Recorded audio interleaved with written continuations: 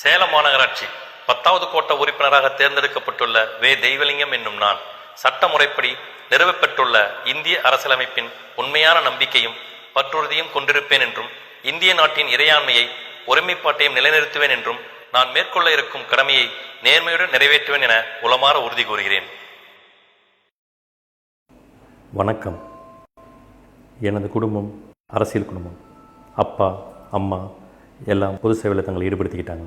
1996 சுமார் ஒரு 10 ஆண்டு காலமாக அம்மா மாநகராட்சி மன்ற உறுப்பினர் இருந்தாங்க.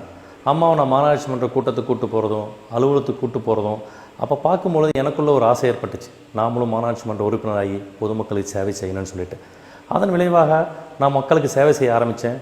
வழக்கறிஞர் தொழிலும் எனக்கு அந்த சேவைக்கு கை கொடுத்துச்சு. நாளடைவில் என்னுடைய சேவை தொடர்ந்துட்டு இருக்கும் பொழுது 2011 இருக்குன்னு நினைக்கிறேன். 2011 அரசியல் காழ்ப்புணர்ச்சியின் காரணமாக என் மீது பொய் வழக்கு தொடரப்பட்டது. அப்போ பொதுமக்கள்லாம் சேர்ந்திருந்து ஒரு 1000க்கும் மேற்பட்ட பொதுமக்கள் சாலை மறியல் செய்து போராடியது என்னுடைய சேவைக்கு எடுத்த பாராட்ட தான் நினைக்கிறேன். அதன் விளைவாக தான் 2011 மாநகராட்சி மன்ற உறுப்பினராக போட்டியிட்டு உங்கள் ஆதரவோடு நான் வெற்றி பெற்றேன். கவுன்சில் எலெக்ஷன் குப்பத்தொட்டி எலெக்ஷன் தான் சொல்லுவாங்க. சுத்தமாக பார்த்துக்கணும், சுகாதாரமாக இருக்கணும், சாக்கடை வசதி, தார்சாலை வசதி, தெருவிளக்கு, அவங்களுக்கு தேவையான குடிநீர் வசதி, இதில் கொஞ்சம் முக்கியத்துவம் கொடுக்கணும். அதை பப்ளிக் விருப்பப்பட்ட மாதிரி நான் செஞ்சு கொடுத்தேன். அவங்களும் எனக்கு ஆதரவு கொடுத்தாங்க. அவங்களுடைய ஆதரவு இதில் முழுசாக இருக்குது. இப்படி என் சேவையை தொடர்ந்துட்டு இருந்த இந்த 5 ஆண்டு காலத்தில் என்னுடைய முத்தாய்ப்பான சேவையாக என்னுடைய வாகனத்தை இலவச அமரர் ஊர்தியாக மாற்றியது.